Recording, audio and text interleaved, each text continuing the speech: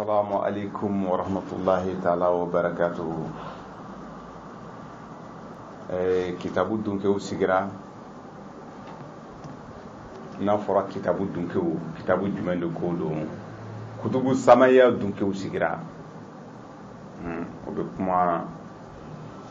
kitabu saba kan. Nka kɛrɛnkɛrɛnliya la o bɛ kuma alikuranw de kan. A ka faamu n'u bɔra kɔrɔna de kɔnɔ u tɛ taa fan wɛrɛ fɛ, u bɛ taa kutubu samari wɛrɛw de kɔnɔ ni o ye wele gafe jiginnenw,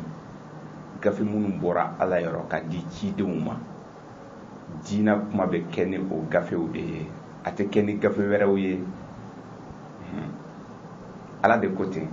ko n'i y'a kɛ ni gafe wɛrɛ ye mun ma kɛ gafe jiginnen ye, k'e ma fosi fɔ wa k'i tɛ pɔrɔ kan foyi. Iye ni faamu a ko nanzala alaykal kitaba bil haqqi ba'da a'udhu billahi minash shaitanir rajim. An bɛ tanga ɲini Ala fɛ fɔlɔ ka bɔ setani tɔɔrɔ ma, ka sɔrɔ k'a f'i ye i bɛ Kuranɛ sura 7 ta, i bɛ aya 7 ta, i bɛ taa gafe 7 sɔrɔ a kɔnɔ. Ala b'a fɔ Muhamadu Lamini a ko an ye gafe jigin e kan ni tiɲɛ hakika ye, ka fɛn tiɲɛtigiya fɛn mun tun bɛ yen ka kɔn i ka gafe ɲɛ. Ko jumɛn ni jumɛn de tun bɛ yen ka kɔn i ka gafe ɲɛ? Ko Tawrata tun bɛ yen ka kɔn, ko Linjila tun bɛ yen ka kɔn. Nanzala alaykal kitaba bil haqqi musaddikan lima bayna yadayhi wa anzala al-tawrata wal injil. Gafe saba ma fɔ? Ninnu ye gafe jiginnenw de ye. A ko ale yɛrɛ de ye gafe ninnu jigin. Muhamadu Lamini e kan kelen jiginna, dɔ jiginna ka kɔn. Ko Tawrata tun jiginna, Linjila tun jiginna. Ninnu de bɛ wele kutubu samayi. A bɛ sɔrɔ k'a fɔ Kuranɛ sura 5 aya 60 ani aya 8. Qul ya alal kitabi, Muhamadu Lamini a fɔ kitabu dunkew ye, lastum ala shay'in hatta tuqimu tawrata wal injila wa ma unzila ilayka min rabbikum. A ko madama aw ma Tawrata minɛ k'a jɔ, ka Linjila minɛ k'a jɔ, ani gafe mun jiginna ka bɔ aw tigi Ala yɔrɔ, ko n'aw ma nin gafe minɛ, nin gafe 7 a bɛ segin gafe 7 kɔnɔ kuma na hali sisan. Ko madama ko ne aw tɛ nin de kan quoi, ko aw tɛ fosi kan, foyi, aw tɛ pɔrɔ kan, foyi. Ala ko aw tɛ fɛn de kan, aw tɛ fɛn kan koyi. Aw tɛ fɛn kan. Ni karamɔgɔ sigira k'a fɔ k'a bɛ i waayu kan, ka waayu lase i ye, n'a ye fɛn wɛrɛ fɔ mun ma kɛ Tawrata ye, a ka kuma tɛ ka bɔ Linjila kɔnɔ, a ka kuma tɛ ka bɔ alikuranɛ kɔnɔ, ko wuli i ka boli dun, nin bɛ ka taa n'i ye jahanama kɔnɔ de koyi. Ni tugura a ka kuma kan dɔrɔn e jelitɔla de don, hali i kana se k'o kuma na. Parce que Ala ko lastum ala shay'in, aw tɛ foyi kan ni nin gafe 7 tɛ. Gafe 7 dunkew olu de filɛ nin ye. An ka karamɔgɔba bɔra kuma na ni o ye Sheikh Banjugu Sangare. An ka kalanma de don, an b'a fɔ karamɔgɔ parce que an da degera o la. N'o tɛ ale tɛ karamɔgɔ ye dɛ, ale ye kalanma de ye. A ko an ka kalanma dɔ bɛ yen ni o bɛ wele Sheikh Bamusa Sagara. An ka sɔgɔmata foli b'a ye radio Sewa sanfɛ 105.5. O ye tiɲɛ ye dɛ. Nin fana ye karamɔgɔ, nin ye kalanmaba dɔ ye, kalanfa de don. A ma nɔgɔn dɛ. Bamusa Sagara caman bɛ to k'a lamɛn ni antenne kan ka caya. An bɛ taa an ka imam Bagayogo ani Buware fo Fɔnbabugu, an ka foli b'u ye n'u ka denbaya bɛɛ lajɛlen. An b'a fɔ Ala ka kisi bɛ u ye. Tɛmɛnen kɔ, an b'an ka avocat ba dɔ fo ni u b'a wele Maître Abubakar Suleman Jara. ACI kɔnɔna na kabini Hira. An ka foli b'a ye studio in kɔnɔna na. Ale kelen tɔgɔ la an bɛ Mali avocat bɛɛ fo ka u ka denbaya fo. Denbaya nin ye jumɛn ye? I bɛ juge far'a kan. Juge an ka foli b'u ye u bɛɛ. Ka issue far'a kan, ka notaire far'a kan, nin bɛɛ de ye a wele ko voilà famille judiciaire quoi. Ninnu bɛɛ ye kiiri dunkew de ye quoi. I bɛ ninnu de ye quoi. Maître Abubakar Suleman Jara. N'i y'a ye quoi, a bɛ kuma, a bɛ article bɔ ka tonton quoi. I kamana bɛ gan quoi. olu bɛ tan de n'u bɛ kuma i b'u ye o bɛ kuma fɔ i yɛrɛ kamana bɛ kan o bɛ sin k'a fɔ ko nin article y'a fɔ tan nin article y'a fɔ tan nin article y'a fɔ tan nin article y'a fɔ tan e yɛrɛ sigilen bɛ sa e ti ɲɛden kelen sɔrɔ kuma ninnu na kana se o kuma na dɛ an bɛ nin avocat ba in fo a n'a jɛɲɔgɔnw bɛɛ fo yan fɔ ACI kɔnɔna na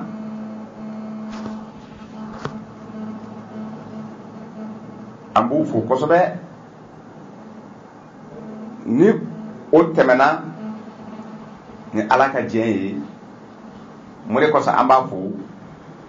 ni ani anw bɛɛ de ye kelen ye e m'a ye de ni an bɛ kuma ni aw ye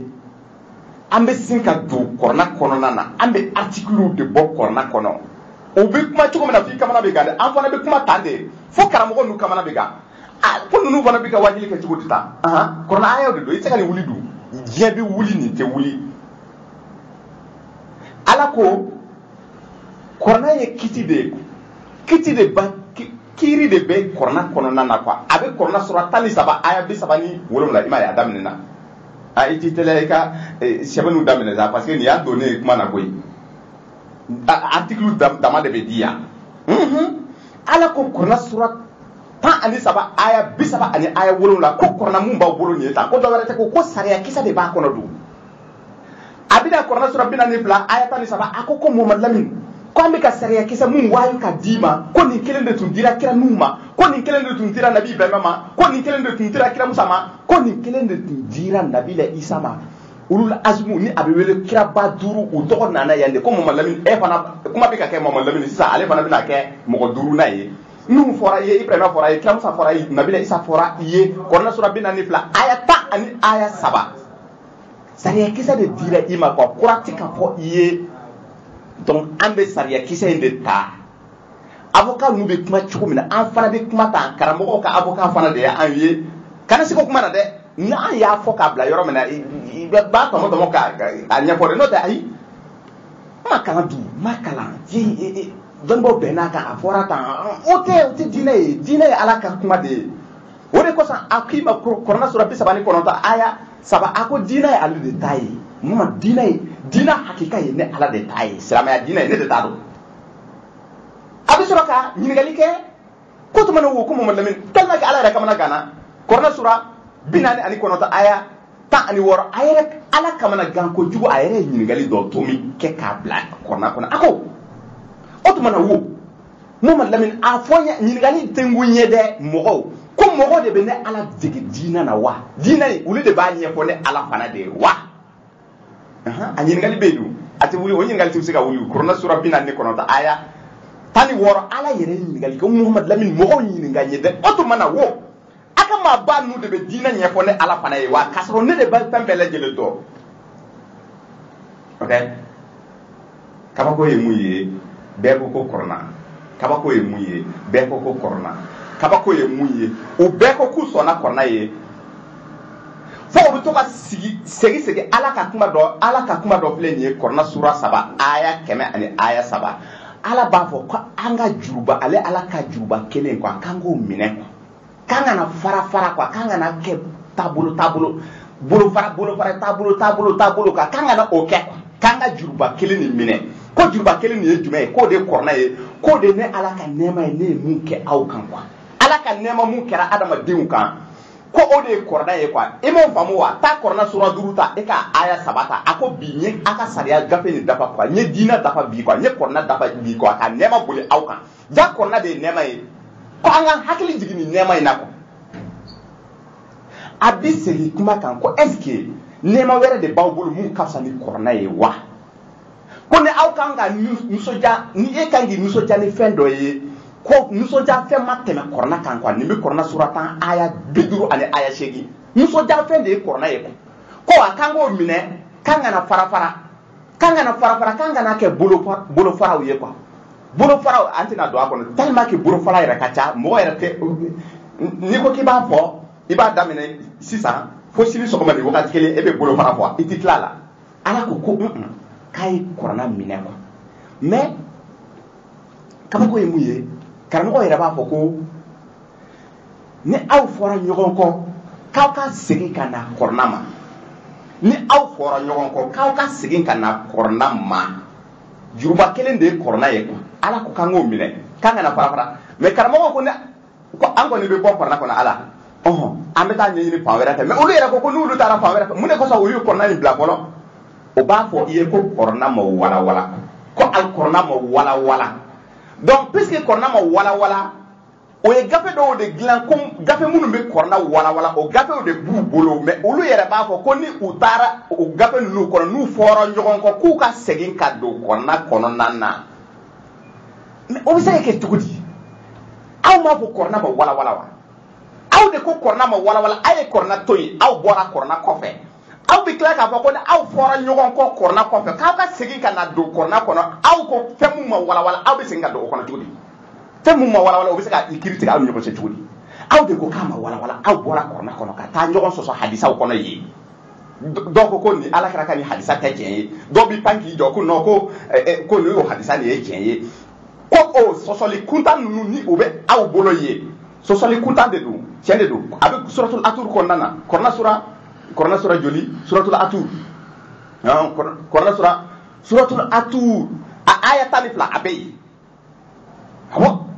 a ka sɔsɔli kuntan ninnu i m'a ye n'u taara sɔsɔli wuli ye u b'a fɔ k'u ka segin ka na kɔrɔna kɔnɔ aw dun ko kɔrɔna ma walawala o de tun ye bɔkun ye kɔrɔna kɔnɔ ka taa fan wɛrɛ fɛ a ye kɔrɔna bila ka taa fan wɛrɛ fɛ ko parce que a ma walawala aw tilara k'a fɔ ko non ni a ye ɲɔgɔn sɔsɔ k'a ka segin ka don kɔrɔna kɔnɔ o bɛ se ka kɛ nin tɛ munafigiya kuma ye munafigiya kuma de don dɛ kuma jɛlen tɛ ni kɔrɔna ma walawala a bɛ kɔrɔna ye k'a to yen a ye taa a ka hadisaw la yen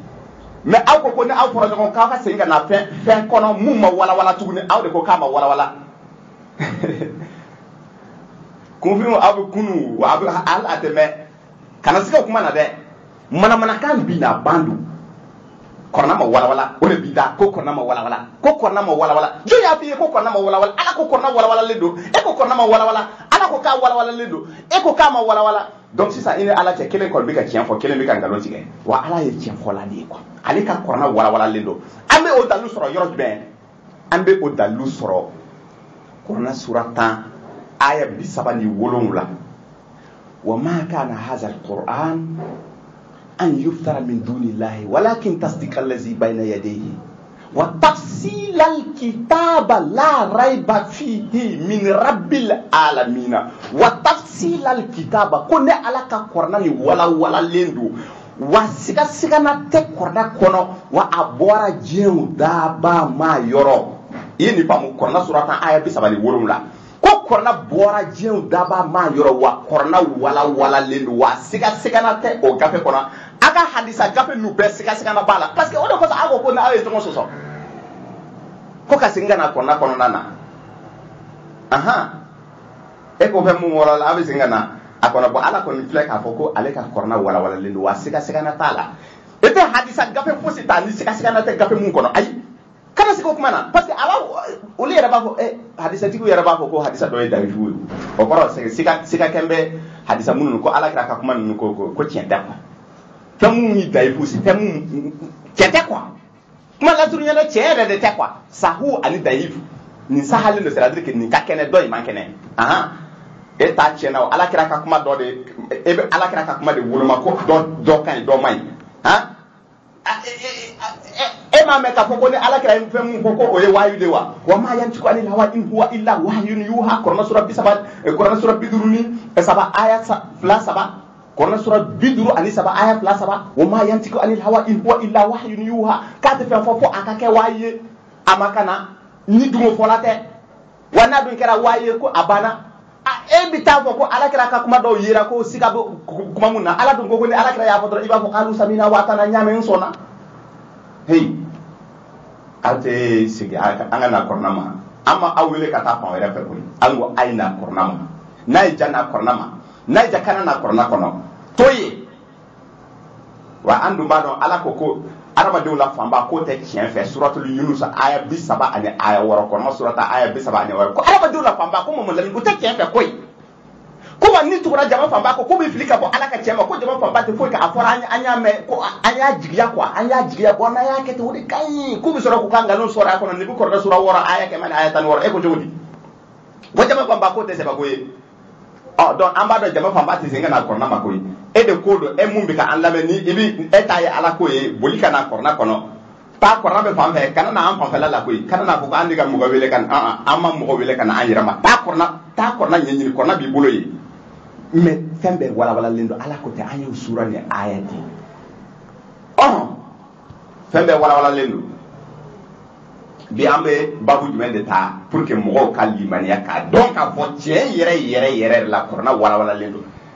k'a fɔ tiɲɛ hakika la kɔrɔna walawalalen don karamɔgɔ ninnu de ye ngalon tigɛlaw ye olu de ko kɔrɔna ma walawala ko kɔrɔna ye kolojɛ de ye ala dun ko ayi ko kɔrɔna walawalalen don wa tafsilal kitaba la rayba fihi mais kɔrɔna dɔnbagaw de bɛ yen jɔn de ye kɔrɔna dɔnbagaw ye kɔrɔna sura bisabani segi aya mugani konota ko jonne korna dombagaw ye kitabun anzalnahu ilayka mubarakun liyadabbaru ayatihi waliyatazakkara ulul albabi e imani me ko aw ye kitabu jigi ko aye kitabu jigi ka kitabu ke kitabu barkama ye korna aye korna jigi ka ke kitabu barkama ye mun koso mɔgɔ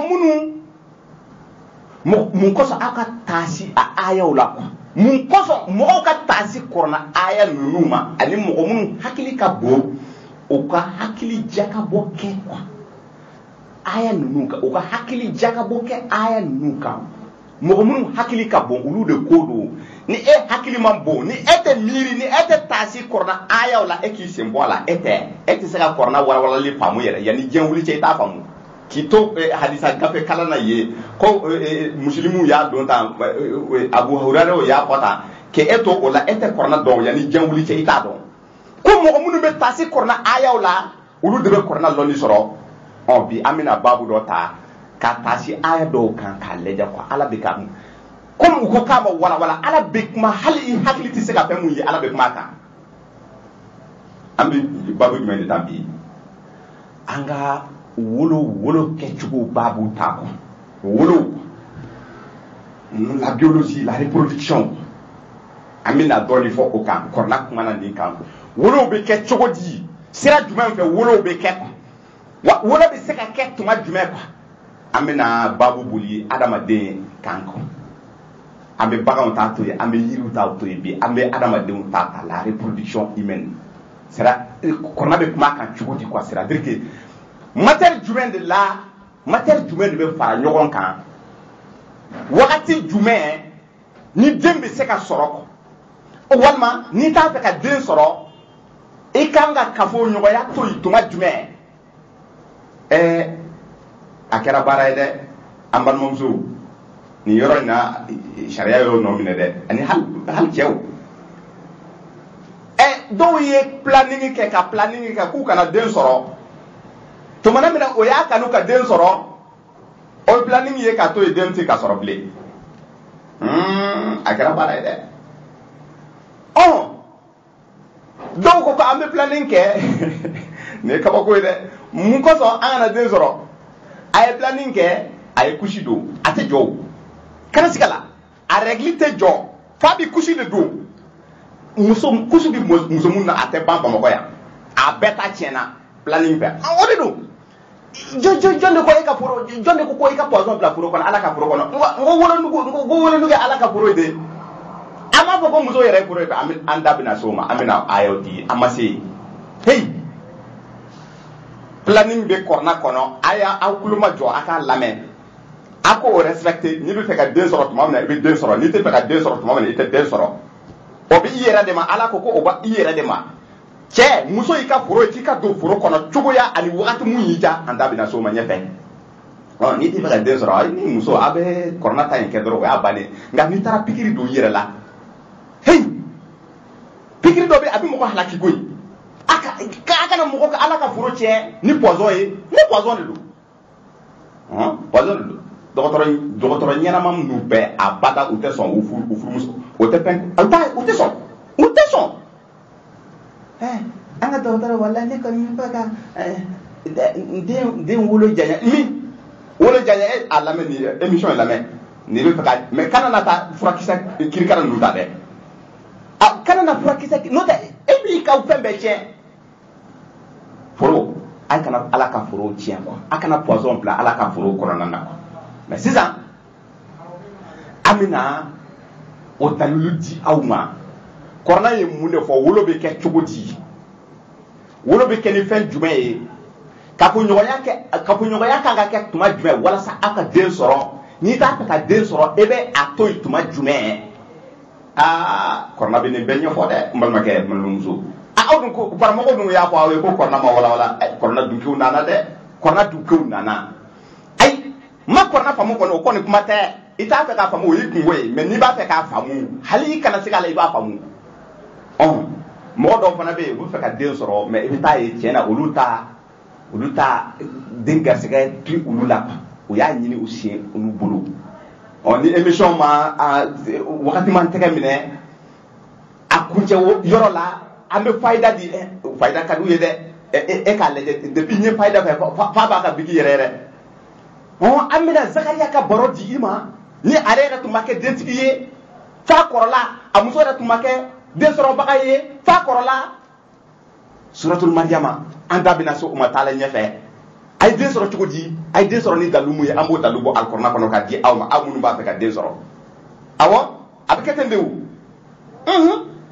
an ka taa n'a ye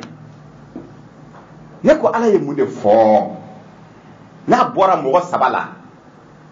wolo tɔw bɛ kɛ cogo di mɔgɔ saba ye jɔn ye k'an fa Adama sen bɔ a la ko o ye kabako ye ko i bɛ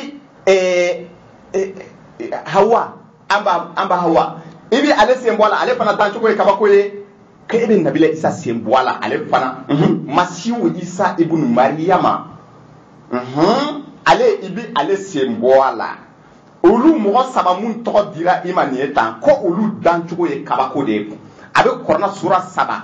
aya 50 ani aya 9 an fa Adama ani Nabila Isa ta nana ye k'olu danna kabako de la an fa Adama ale danna ka bɔ bɔgɔ la kafoɲɔgɔnya tɛ ba t'a fɛ fa t'a fɛ a ko Nabila Isa ko kafoɲɔgɔnya tɛ ale ma sɔrɔ kafoɲɔgɔnya sira fɛ ko ba b'a fɛ mais fa t'a ale bolo ko bɔn an ba Awa ni o ye suratul Arafi ye kɔrɔna sura 7 aya 100 aya 80 ani aya 9 a ko a bɔra Adama de la an ye ale dan ka bɔ Adama fan dɔ la quoi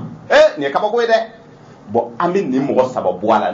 n'a bɔra nin mɔgɔ saba la i ɲɛ bɛ adamaden dugukolo fan bɛɛ a bɛɛ wolocogo ye kelen de ye kafoɲɔgɔnya de bɛ kɛ fɔlɔ olu ka sɔrɔ ka dilan kɔnɔbaraw kɔnɔ o bɛ sɔrɔ ka wolo ala bɛ an bila ka don kɔrɔna sura 80 ani kɔrɔna sura 6 ala bɛ mun de fɔ o kɔrɔna sura 80 ani kɔrɔna sura 6 kɔrɔna sura 86 a aya 5 6 7 kɔrɔna sura 86 aya 5 6 7 ala bɛ kuma o aya kɔnɔna na a b'i kanto ko maanifin quoi ko a lajɛ quoi k'i k'a lajɛ quoi i danna ka bɔ fɛn mun na ko an k'a lajɛ quoi yamarukan de don ko an ka jate minɛ quoi k'an k'a jate minɛ quoi an danna ka bɔ fɛn mun na ko an danna ka bɔ jumɛn na ko ji serilen quoi ji mun serila ko e y'o ye quoi ne y'o ye quoi ji mun serila mais ji ni serila ka bɔ min ko ji ni serila ka bɔ kɔsolo ani galaga de la quoi an tɛ nin tafsiri kɛ dɔɔnin kɔsolo ani galaga ko ji ni bɔra yen ka seri ko adamaden dilanna ni o de ye ko e ma e dilan fɛn ye k'e m'o jate minɛ wa i dilan fɛn quoi ko n'i ma o dɔn e bɛ al-insanu ta kɔrɔna sura 76 a aya 2 a ko ni ala y'aw dilan ka bɔ lawaji de la quoi lawaji mun ɲagaminen don fɛn caman wɛrɛ la lawaji mun ɲagaminen don fɛn caman wɛrɛ la i t'a dɔn k'a fɔ lawaji ye kabako ye fo e ka microscope jɔ lawaji an bɛ ɲugufɛn mun yɛrɛ la dɛ aw bolo ɲugufɛn tɔ in dɛ bɔn i ni ne danna ka bɔ o de la ko bɔn o mun filɛ nin ye o ji quoi ala de bɛ ka kuma nin ye a ko o ji ye kabako mafɛnw de b'a kɔnɔ mais i tɛ se k'a dɔn ten ala ka masaya i t'a dɔn fo e ka microscope ta ka jɔ lawaji kan i bɛ fɛn ye a kɔnɔ e yɛrɛ ni atuma suda ye k'a kɔ i bɛ boli i hakili ko fɛn wɛrɛ de don i bɛ boli i bɛ fɛn ɲɛnama ye a kɔnɔ a bɛ boli awɔ spermatozoïde a bɛ boli a caman a million de bɛ lawaji kɔnɔ million de bɛ lawaji kɔnɔ mais n'i y'a seri ten a bɛ k'i kɔnɔ ko ji gansan de don ala y'o de fɔ ye ko e m'o jateminɛ k'a ye wa e danna ka bɔ fɛn mun na ko an y'i dan ka bɔ nin ji de la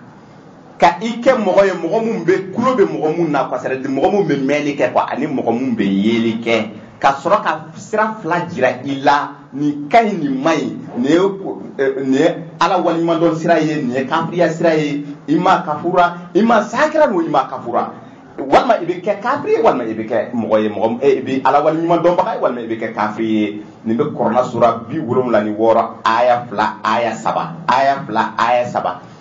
nka a ko ji mun serila nin ye tan sperme ni k'a b'a don fɛn dɔ de kɔnɔ quoi kalakal insanu min alakin don fɛn dɔ kɔnɔ k'a bɛ ji ni quoi nin bɛ suratul aya mun kalan sisan kalakal insanu min alakin nin bɛ kɔrɔna sura 96 ni a bɛ wele suratul alaq a aya 2 a ko adamaden ne ala ye adamaden dan donfɛn k'a kɛ donfɛn kɔnɔ quoi donfɛn nin ye jumɛn ye e bɛ fɛ ka donfɛn in de dɔn e bɛ donfɛn in walasa e k'a dɔn e bɛ taa kɔrɔna sura 23 ni o bɛ wele suratul mumin ni ye suratul mumin ta dɔrɔn i b'a a aya suratul mumin kɔrɔna sura 23 aya 13 aya 14 donfɛn nin i bɛ taa a ye donfɛn nin a ko Muhammad Lamin ko e m'a ye wa o cogoya la an ye lawaji kɛ ka taa bila yɔrɔ dɔ la yɔrɔ mun kandalen don ka yɔrɔ mun sigi cogo kandalen don quoi ni o ye denso ye quoi ne ala ye lawaji ta ka taa bila denso kɔnɔna na o kɔfɛ ka denso in kɔnɔna na n ye lawa ye yɛlɛma ka kɛ sogokuru ye k'a gulon barajuru a kɔnɔna na k'a sɔrɔ ka sogokuru ni k'o bonya ka kolo ani fasaw bɔ a la k'a yɛlɛma ka kɛ adamaden sura ye sura mun ye ne ala ja quoi mais ko o ji mun filɛ nin ye k'a serila ka bɔ an bɛ segin ka taa kɔrɔna sura 87 kɔrɔna sura 86 sa kɛ kɔrɔna sura 86 a aya 5 aya 6 aya 7 a ko e m'a ye wa ko e k'a jate minɛ quoi ala ko k'i k'a jate minɛ k'a filɛ quoi e yɛrɛ danna ka bɔ fɛn mun na ko e danna ka bɔ ji serilen ji mun bɔra kɔsolo ani galagala ji jumɛn de bɔra o de lawani cɛ ta bɛ bɔ kɔsolo de la ka na cɛkisɛ fɛ ka taa don cɛya la cɛya b'a yɛlɛma ji ni hali nin ye kabako ye dɛ ji ni dilan cogo e tɛ se ka nin ji dilan nin ye ala yɛrɛ ka kabako de ye donc a bɛ bɔ cɛya kɔnɔ yɛrɛ ara kɔfɛ o de don a bɛ kafoɲɔgɔnya kɛ o ji bɛ seri ka bɔ cɛ de la k'a don muso kɔnɔbara kɔnɔna na komi a bɛ taa muso ji fana sɔrɔ mais muso ji nin k'a bɛ bɔ galakaw de la quoi muso galaka la ji fila de don o de bɛ ɲagami muso ta bɛ bɔ galaka de la a taamasen dɔ de ye musoman n'a bɛ fɛ ka baliku a sin de bɛ bɔ sin bɔli taamasen a bɛ bɔ galaka ninnu de yɔrɔ quoi ji de bɛ ka dilan yen quoi ni muso a bɛ ka f'i ye ko muso ni sisan a bɛ ka se quoi ji a galaka ni ji dɔ kan ka dilan yen ni muso ni kafora cɛ fɛ n'a ye cɛ ka ji sɔrɔ mun b'a yira k'a fɔ a bɛ den sɔrɔ a taamasen dɔ de sinw de dɔn a galaka ninnu yɔrɔ la musow ka ji bɛ dilan yen mais cɛw ta a bɛ dilan kosolo de la awɔ a y'o de fɔ ye ko nin ji fila sirilen ka don fɛn kɔnɔ ko ne ala de bɛ aw dilan nin dilan cogo la suratul mumin kɔrɔna sura 27 aya 13 aya 14 ne bɛ aw don sigiyɔrɔ ɲuman dɔ kɔnɔ mun kandalen don ni o ye denso ye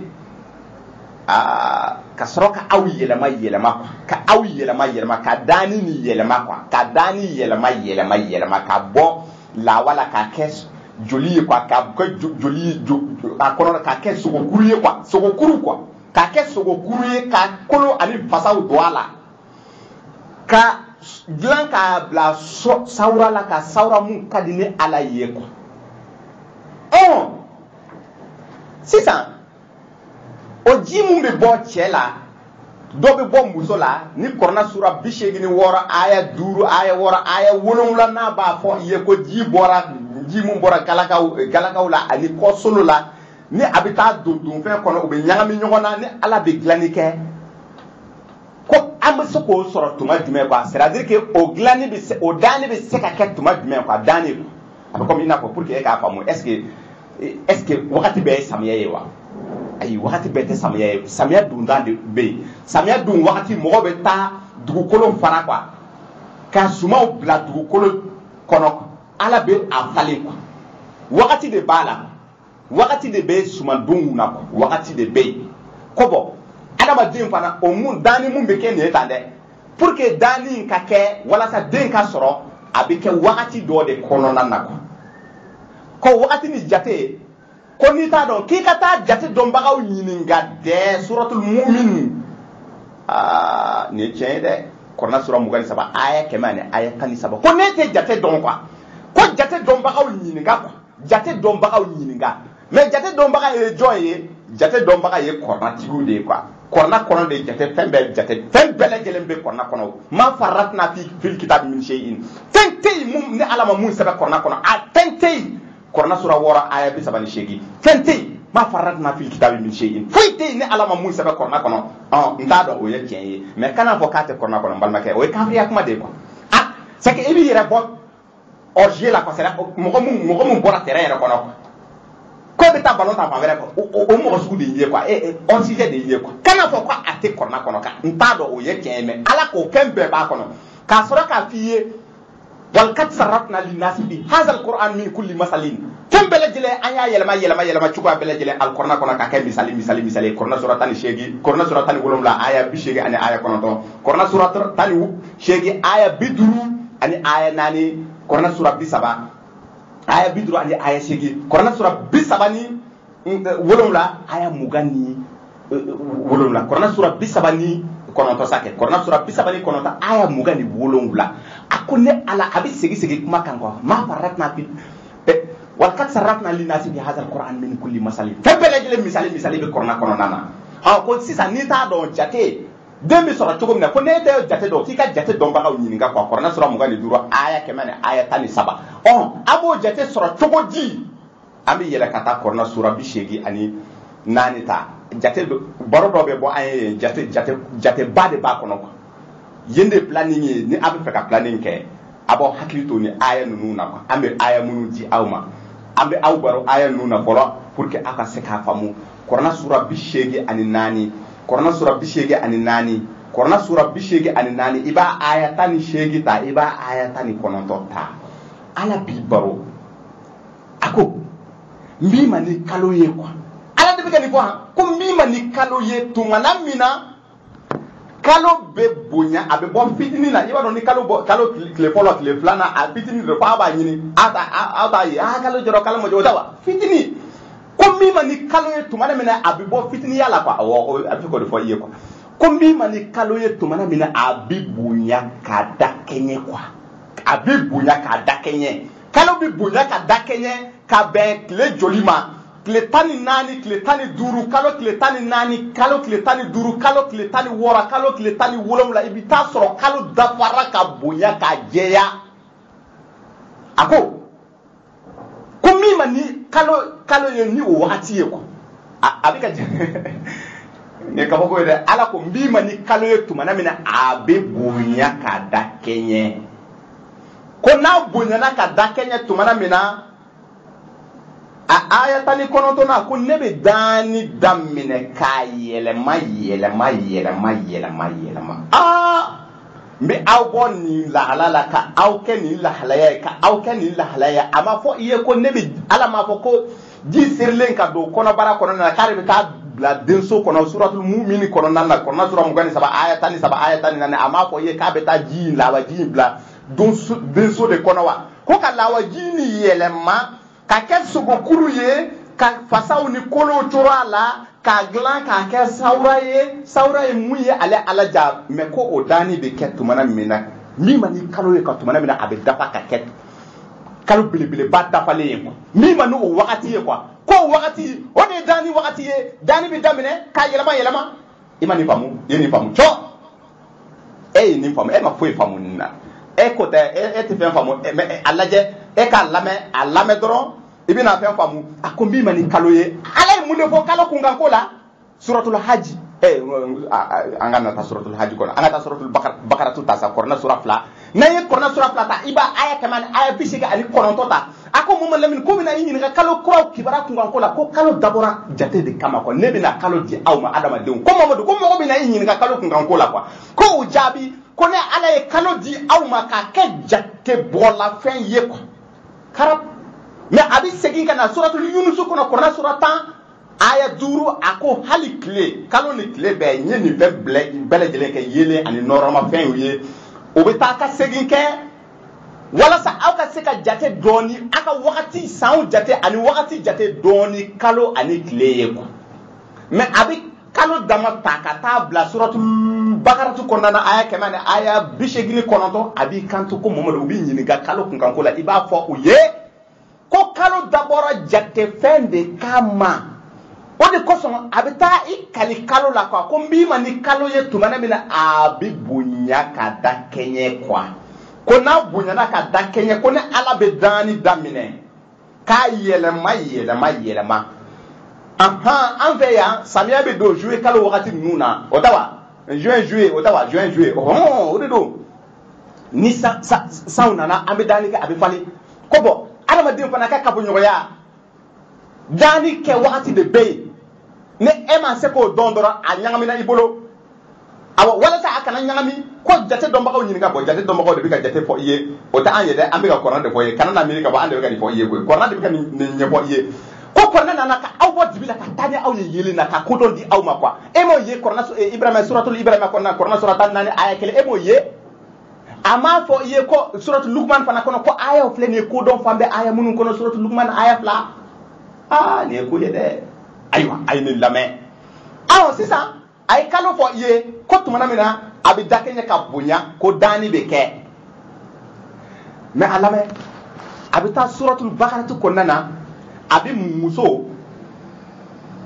ani kalo di i ma yen quoi ka foroko kuma fɔ i ye quoi ko k'i ka sɛnɛ kɛ ala bɛ mun de fɔ suratul bakaratu kɔnɔna na ne o ye kɔrɔna sura 2 ye aya 100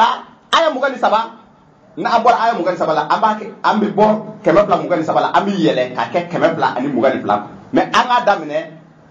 102 ani 27 ala ye mun de fɔ muso kunkanko la a ko Mamadu Lamini ko musow ye aw ka forow ye nalen kuma de don quoi yayi ala ko k'ale bɛ nalen gosi quoi hakili dunkew ma walasa u k'a faamu quoi suratul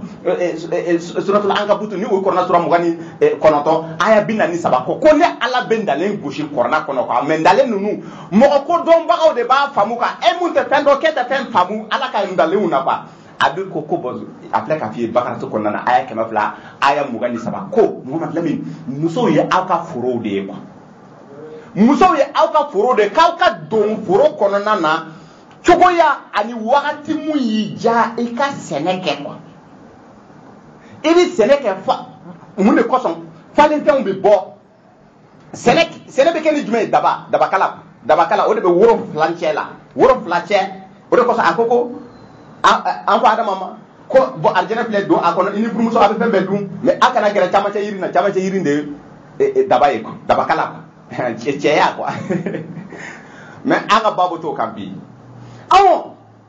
a ko don i ka sɛnɛ bɛ kɛ ni daba ye ni sɛnɛ kɛra falenfɛnw de bɛ bɔ a kɔnɔ ko musow ye a ka forow de a ye ka don a ka sɛnɛ kɛ quoi o kɔrɔ a ye ka fɔ aw furumusow fɛ quoi a ye ka fɔ cogoya ani wagati mun ye aw ja mais a bɛ kɔfɛla bɔ a la dɛ taalen ɲɛfɛ a bɛ kɔrɔna suratul bakaratu 1 nin kɔnɔna na aya 100 aya 80 ani 7 a b'a fɔ a ye kana taa muso ninnu kɔfɛ yɔrɔ ninnu na dɛ ayi a don yɔrɔ bɛ yen ko yɔrɔ min faralen don kɔrɔna sura 84 ni abe kalo ani dani jate dima ako sura ni yɛrɛ tɔgɔ sura ni fɛn faralen quoi fɛn faralen sura ni yɛrɛ titre de fɛn faralen quoi awɔ fɛn faralen fɛn jumɛn de faralen don i b'a dɔn cɔ i b'a don ye banakɔyɔrɔ yi tɛ dɛ komi wagati ani cogoya mun y'i ja n'a y'i ja i b'a jɔ n'a y'i ja i b'a jan n'a y'i ja i b'a i y'a kɛ cogo mun na o y'i kungo ye quoi ko cogoya ani wagati mun y'i ja mais i bɛ yɛlɛ ka taa a b'a fɔ ko Muhamadu Lamini i bɛ yɛlɛ ka taa kɔrɔna suratu Bakara 1 kɔnɔ aya 102 ani aya 22 a b'i kanto ko Muhamadu ko bɛna i ɲininka ko musow bɛ to ka joli bɛ to ka bɔ musow la kalo kɔnɔ a nana ni kalo ye e k'i hakili to a la dɛ ko kalo dir'i ma jate fɛn kama a ko bɛna i ɲininka nɔgɔ mun bɛ bɔ joli mun bɛ bɔ muso la kalo kɔnɔ ale fana b'a ye ko mun bɛ bɔ a la nin ye tan ko fɛn jumɛn de don ko bɛna i ɲininka Muhamadu Lamini o y'a ɲininka o ɲininkali nana ko i b'u jaabi ko mun filɛ nin ye ko dimi dɔ de don bi musow la quoi o bɛ bɔ o la joli nin bɛ bɔ komi joli nin ye engrais de ye quoi nɔgɔ de don quoi ne Ala bɛ ka muso kɔnɔbara préparer mun kosɔn ni dani kɛra quoi ni cɛ kafura fɛ a ka den sɔrɔ a kɛ kun ye nin ye quoi donc Ala ko engrais e bɛ taa i ka engrais foro la e bɛ taa engrais kɛ i ka foro la e bɛ engrais kɛ don min e bɛ sɛnɛ kɛ o don voilà Ala ko bon k'i b'a f'u ye ko n'a a y'o ye musow la ni joli bɛ bɔ musow la règle quoi ni a bɛ wele règle ni musow b'u ka règle ye la ko o wagati tɛ sɛnɛ wagati quoi k'a kana sɛnɛ kɛ o wagati a ye muso min ye k'o to yen fo ka taa fɔ ko o tigɛra quoi a sanuyara quoi c'est à dire que joli in banna ale la ko i b'a fɔ u ye tan quoi engrais de don quoi nin bɛ muso de préparer muso mun tɛ a ka règle ye a yɛrɛ tɛ den sɔrɔ Zakariya ka baro la taale ɲɛfɛ i bɛna ye muso mun tɛ règle ye ale tɛ den sɔrɔ muso ye ko règle de bɛ a yira k'a fɔ Ala bɛ ka engrais de kɛ a ka foro la muso ye foro de ye quoi a y'o de fɔ i ye donc sisan engrais nin na a y'a k'a la ni wagati dɔ tɛmɛna dɔrɔn ko an ka don ka sɛnɛ kɛ voilà ko ni a ye sɛnɛ kɛ k'a bɛ den sɔrɔ mais ko walasa dani ka falen ko min ma ni kalo ye tuma min na a bɛ bonya ka da kɛɲɛ quoi an bɛ segin k'o fɔ i ye a bɛ bonya kalo bɛ bonya ka da kɛɲɛ tuma jumɛn kalo tile 14 15 16 ninnu 16 ninnu 17 ninnu i bɛ taa sɔrɔ kalo bonyanen don fo a nɔrɔ bɛ fan bɛɛ minɛ burusi kɔnɔna na n'i bɛ Bamakɔ duguba la i t'a faamu kosɛbɛ mais n'i bɛ burusi kɔnɔ o wagati denmisɛnninw tulonkɛ wagati de ye quoi ko bon ko wagati de dan ni wagati ye quoi donc sisan a ye muso fɔ i ye a ye kalo fɔ i ye quoi a ye nɔgɔ fɔ i ye quoi c'est engrais quoi a ko sisan ni e fana ye i muso quoi n'a b'a fɛ ka den sɔrɔ n'a ye a ka règle ye don min na o de ye a ka kalo jɔlen ye quoi i b'a jateminɛ o de ye a ka kalo ni jɔlen ye quoi wa a bɛ tile 28 tile 29 dɔw bɛ tile 30 u bɛ sɔrɔ ka a tila k'a ye tuguni règle wɛrɛ bɛ na u ma quoi comme o y'a ye don min na quoi o de ye kalo jɔlen ye quoi o ye kalo fitinin de ye quoi sisan i b'a jate kelen don min na a ye règle ye quoi i bɛ jate daminɛ o don n'i bɛ fɛ ka den sɔrɔ 1 2 3 4 5 6 7 8 9 10 11 12 13 14 o y'a sɔrɔ kalo bonyana a bɛ k'a f'i ye ko muso kɔnɔbara quoi a ka galagajiw quoi labɛnna quoi galagajiw labɛnna quoi ne Ala yɔrɔ tile 14 na tile 15 na tile 16 na nin bɛɛ a kalo wala a ka ji labɛnnen don quoi dani wagati de quoi ko n'i ye kafoɲɔgɔnya kɛ o wagati dɔrɔn a bɛ kɛ den ye quoi parce que o de ye dani wagati ko n'i y'a bila la o wagati dɔrɔn kana se k'a la ko ne bɛ din yɛlɛma quoi dani bɛ daminɛ o la k'a yɛlɛma a y'o de fɔ i ye Kɔrana sura 84 aya 13 n ko aya 13 Kɔrana sura 84 aya 18 aya 19 aya 18 aya 19 Kɔrana sura 84 aya 18 aya 19 a ko min ma ni kalo ye tuma min na a bɛ bonya ka da kɛɲɛ quoi ko o n'o kɛra ko dani bɛ daminɛ k'a yɛlɛma a k'i ma ko muso a b'a ka règle ye kalo la bon a ye règle ye don min o de a ka kalo jɔlen ye donc sisan i b'a jate tile 14 na tile 15 na tile 16 na nin bɛɛ ye muso garisɛgɛ wagati de ye ko donc sisan i bɛ ka fɔ i bɛ fɔ e min fɛ ka den sɔrɔ ko e bɛ o wagati bɛlɛn maintenant n'i tɛ fɛ ka den sɔrɔ ni o bɛ wele planning yani i ka taa pikiri don i yɛrɛ la k'a kɛ joli bɔn banbali ye ko i bɛ kusi don o de don u b'a dɔn muso n'u b'a dɔn u b'a dɔn co kusi de bɛ muso caman na jo a ti tigɛ o y'a a kɛra bana ye o y'a dabɔ walasa u kana den sɔrɔ a kɛra bana ye a kɛra problème ye o fana furakɛ bi daminɛ sa o furakɛ fana tɛ ban sa a bɛ t'o la f'a bɛ sa sa o de dun ni mun kɛnɛra o de ye a kunna jalenba ye koyi n'o tɛ a b'i faga de a b'i faga donc a ye k'a to yen jate normal de filɛ ka d'i ma gafe kɔnɔna na o matarafa donc i ka kɛnɛ i farisogo ka kɛnɛ i ni ka kɛnɛ voilà n'i bɛ fɛ ka den sɔrɔ wagati min na i ni cɛ a bɛ bɛn a la o cogoya la ko bon n'i tɛ fɛ ka den sɔrɔ ni kalo ni sera muso ni a ka taa a règle don ni a sera tile 14 na dɔrɔn a to yen kana ka fɔ a fɛ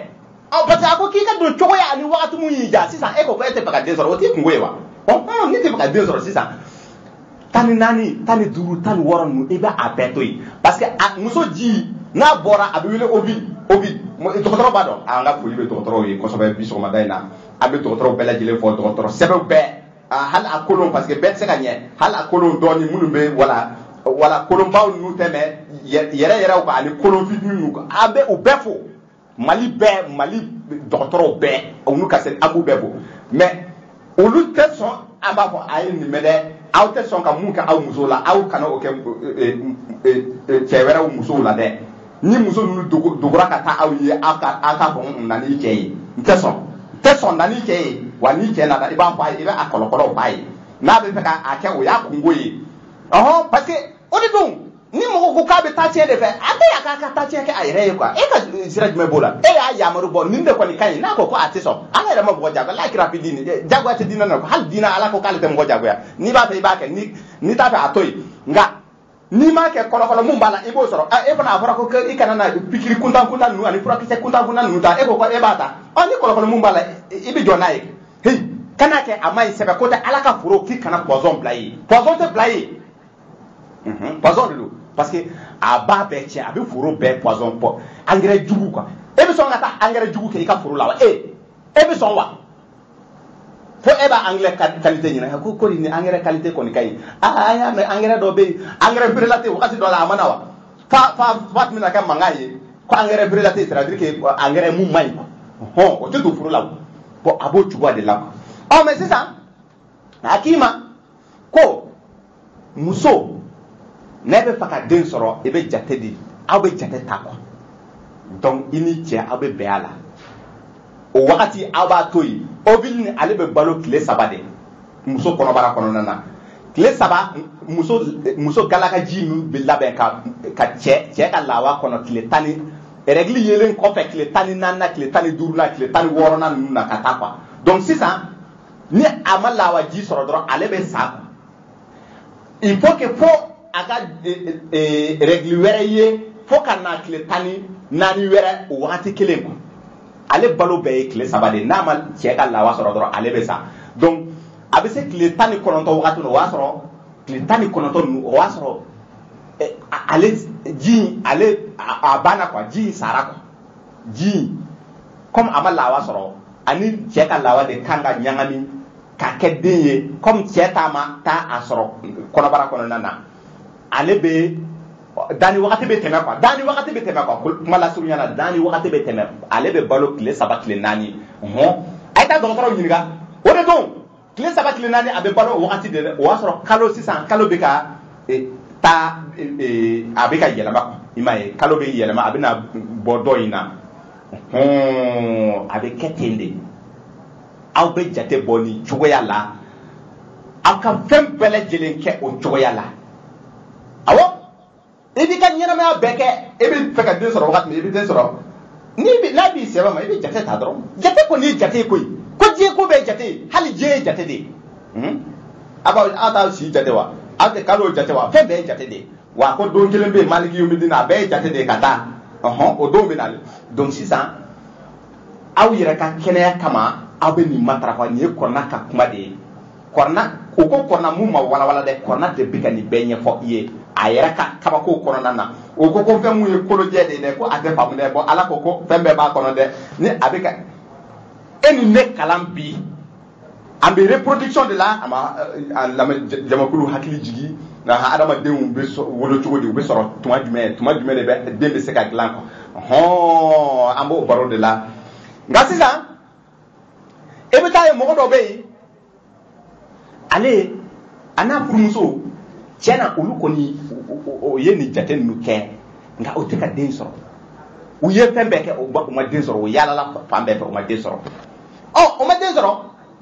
korona bo fura diwa amba fo korona ba fura di korona ba fura di yoro me am suratu maryama ta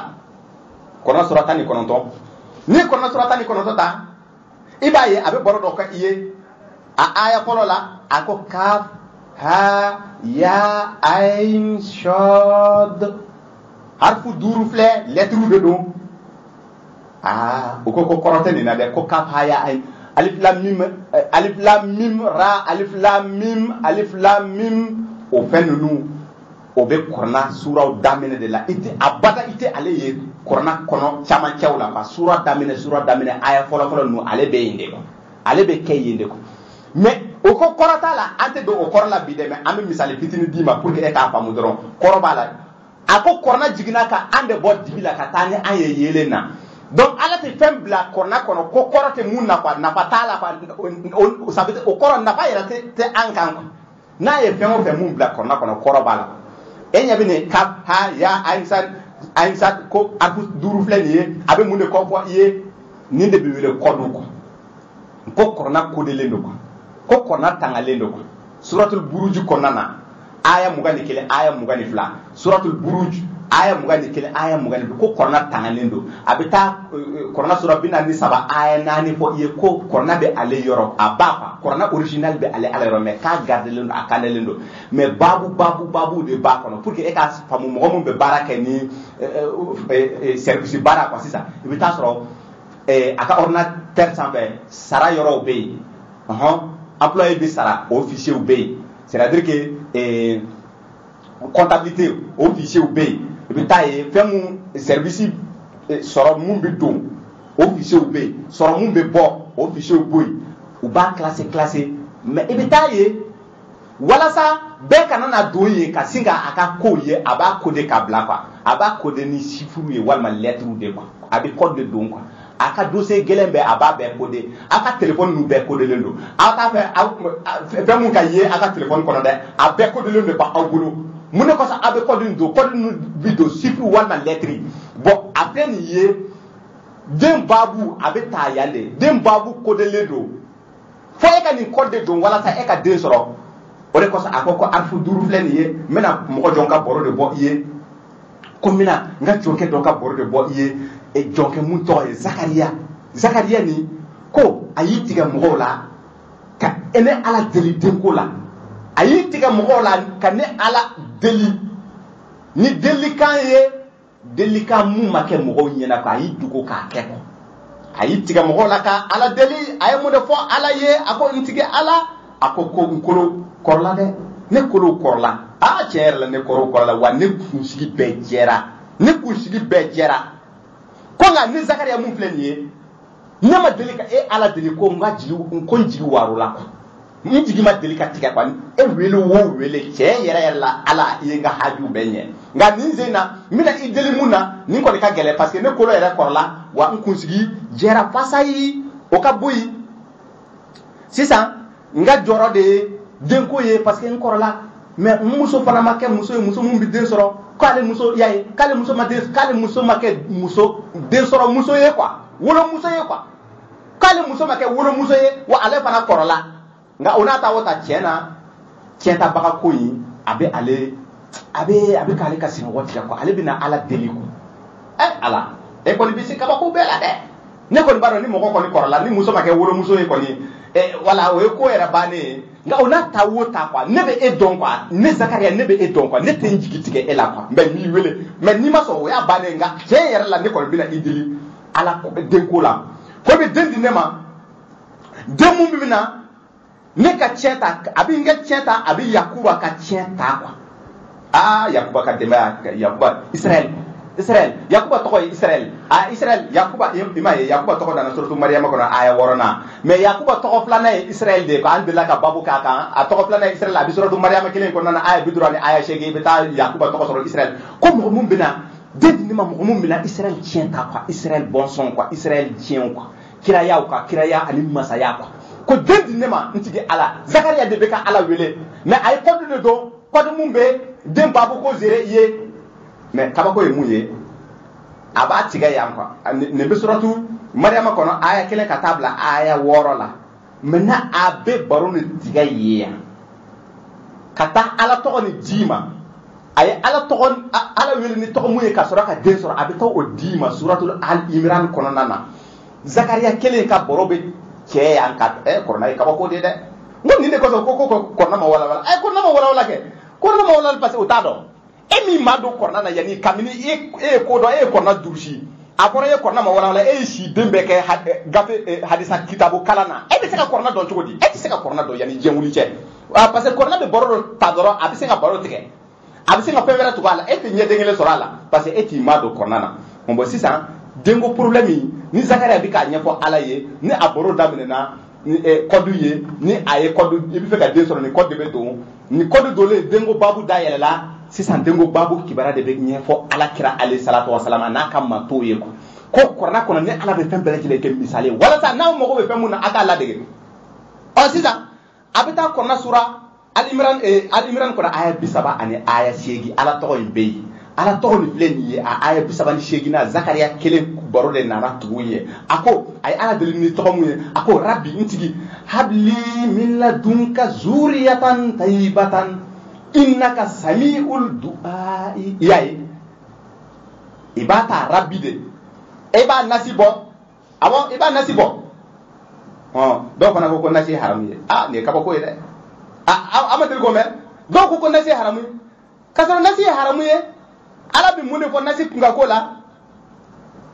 surtout sod ko na ni o ko na sura bisabani shegi aya binani kele aya binani fla aya binani flana umakala me anga babu amba yorni dateme doro ambita do wera ambi saka babu sigini kama ko nasi haramu ye ko nasi mataka ko kasoro ala ko ne ala e pembele jelen bla misali korna kono nana abina cheba do ko borobo yeni o to ya ayuba mum ni aka bana kibara be foka chaya aka boro nana korna sura bisabani shegi aya binani kele aya binani fla na wala sa aka kele ay ala deli tumamina ko fana ka ala deli be anto ala deli awma bi babu to kan parce que wakati yere surnyana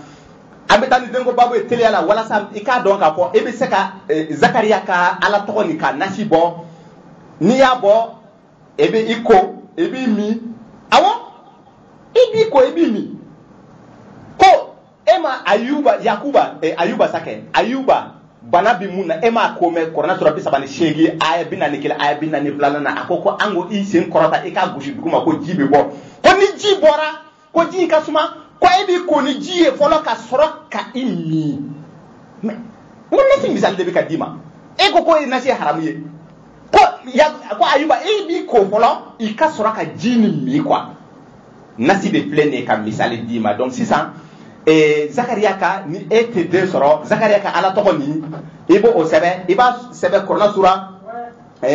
sura biduru ni shegi adadullah korona sura biduru ni shegi suratul mujadala korona be kono nana suratul mujadala de be aya kelen wo kele aya mugani fla de be ale kono nana aya kelen wo kele Allahu nana al aya kelen wo kele se mugani fla be aya mugani fla be Allahu